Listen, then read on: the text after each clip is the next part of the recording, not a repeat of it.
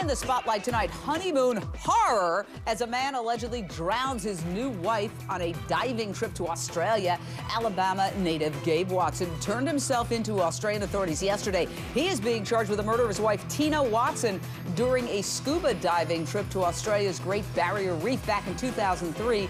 Just get this, 11 days after their wedding. The horrifying image you are looking at is wife Tina lying motionless, and there she is right in the corner with her arms outstretched on the ocean floor. Can you say honeymoon over? Initially ruled an accident, the death was changed to homicide last year after police revealed Watson changed his story 16 times. Watson had told police his wife panicked in a strong current and he returned to the surface for help. But the problem with that is Watson was a certified rescue diver trained to deal with exactly that kind of situation. So why did he need to go away to get help?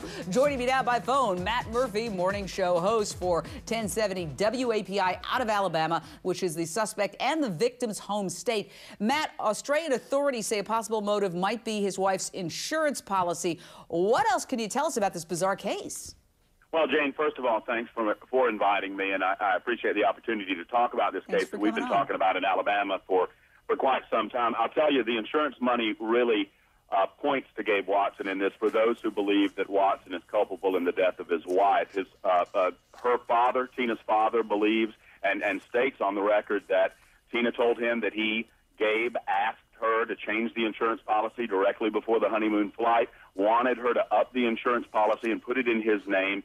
She told Gabe, according to her father, that she did that, but she didn't do it. She left it in her father's name, so that might present a motive. Also, really this got on the radar screen in Alabama in March of 2005, Jane, when Gabe Watson, went after the travel company to get some money back, and this is obviously after he discovered that he would get none of the insurance money because all of that was in her father's name. I always say follow the money. Tina Watson's family always had doubts, as you just heard, about her husband's assertion that she panicked at a strong current. Listen to what her dad said just last year.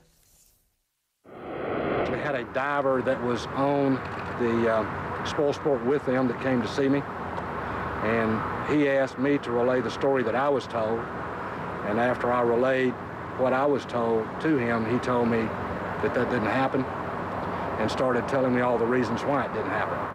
So Watson reportedly changed his story 16 times. How did that play a role in these charges being brought? Did he essentially bring suspicion upon himself?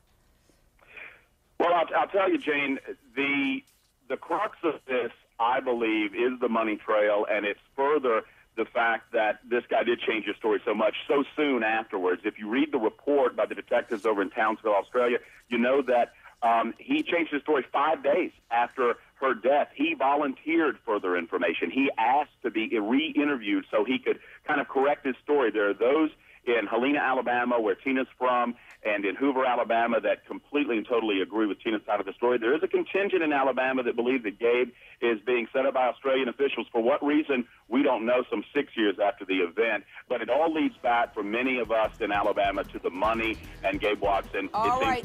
Hey, Matt, we're out of time, but come back soon. Love to have you. Casey Anthony's parents sit down with Larry King. You don't want to miss this. Next.